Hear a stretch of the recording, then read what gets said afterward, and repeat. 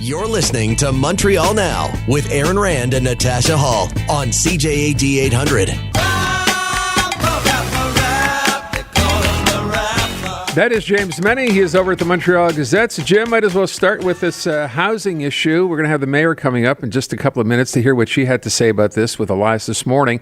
But let's talk about this provincially, because that's a municipal issue. I guess we already know what Francois Legault had to say last week, and I think it's fair to say how out of touch he is on this. So is this going to turn into a bigger problem than it already is for him? Oh, absolutely, because with all due respect, it's not a municipal issue. It is a provincial issue.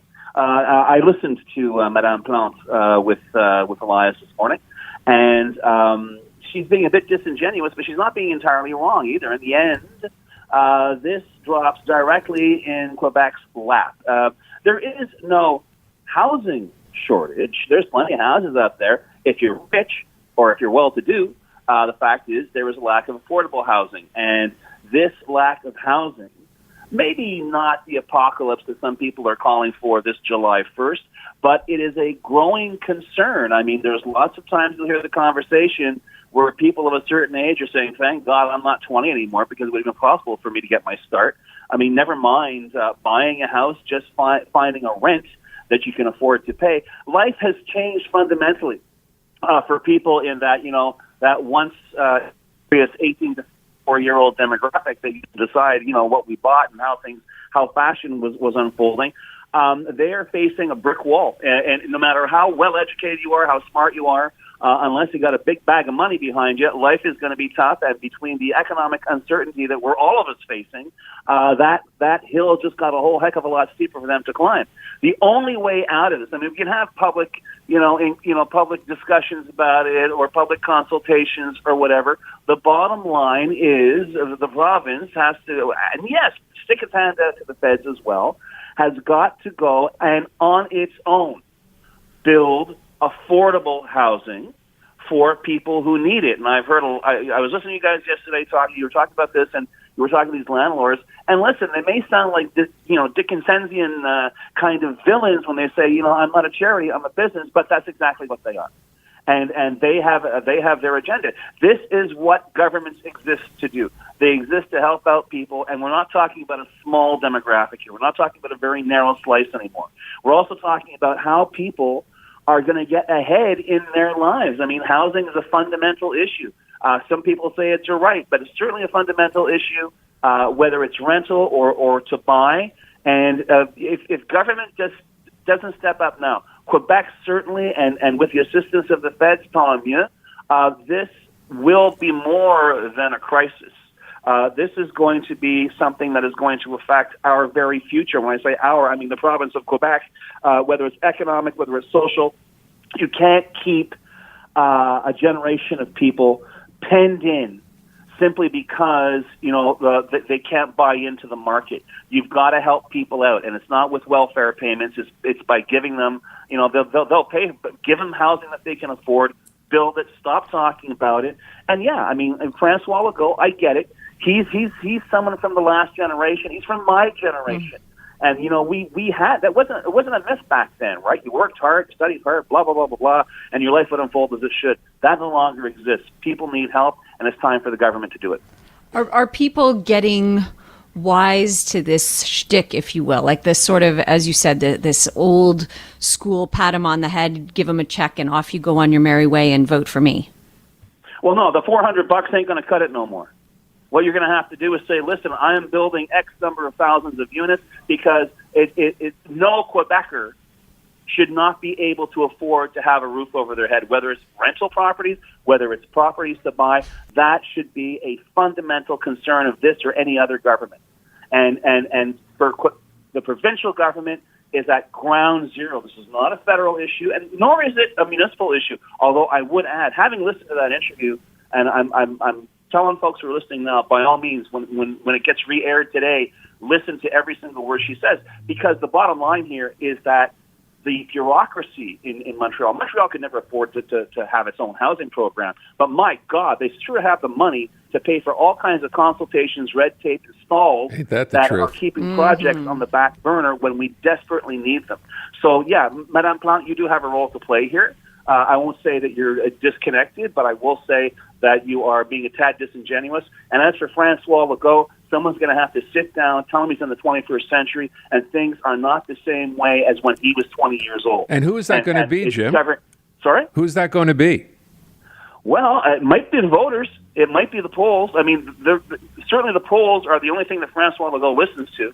And right now, the ink and the airtime that he's getting is not positive on this in French or English.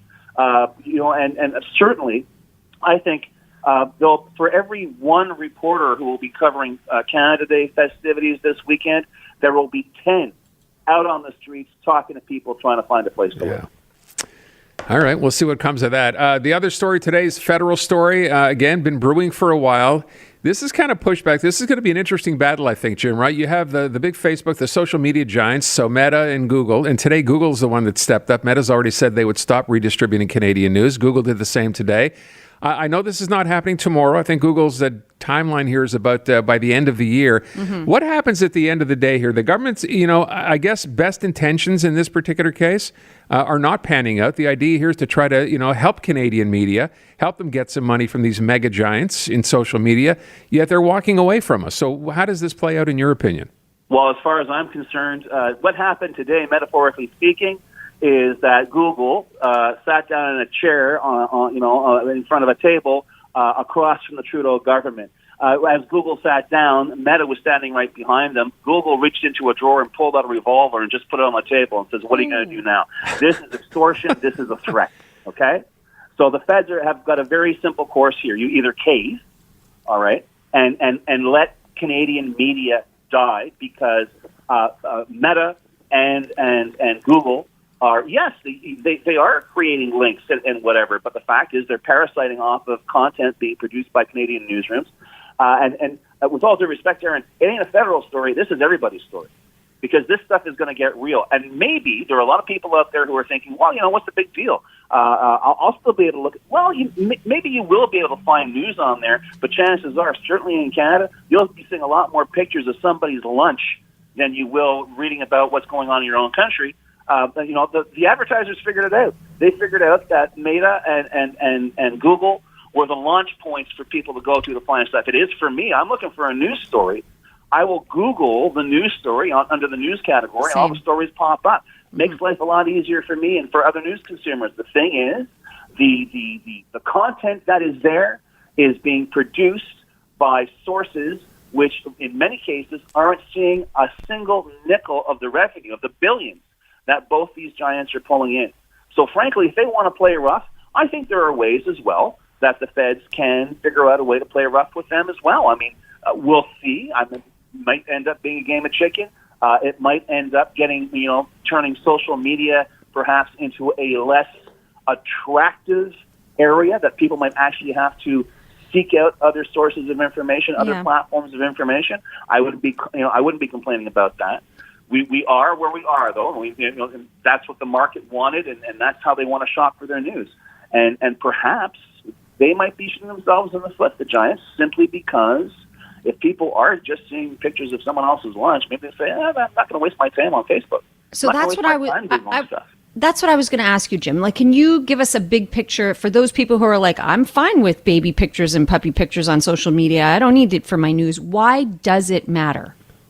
It matters because it's really not those people.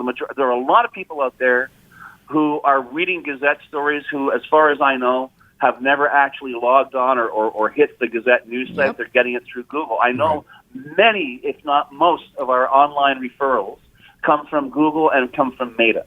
And every newsroom is in the same boat as us, okay? It's just because it's easier. I'd love to say there's some very deep socioeconomic rationale behind this.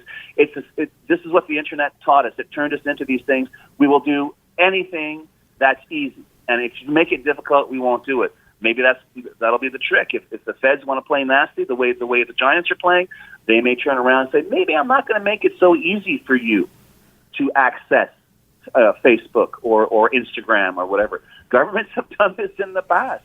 But let's face it, and it sounds like over the top, it sounds kind of banana republic, but on the other hand, I'm telling you straight out, there is no other word to describe what is happening with these giants and this country than extortion. And you remember they tried to pull this on Australia, and they blinked. Yeah, they did. And I have a sneaking suspicion between now and the time that law goes into effect, the giants may blink as well, because they'll say, well, maybe we won't get a zillion% of the revenue. Let's just settle for 75 zillion% of the revenue. Yeah. You know, this is all about greed. It Google is all does about greed. nothing to create content; it just relays it, and in the end, that may be their biggest. And we can only take heart in the fact, as you said, and we talked to Carmi Levy earlier as well, suggesting this is the same deal, like same game they played in will Australia, win. and they caved in the end. Let's hope they do the same thing here. James Mennie, Jim, thank you. Adam.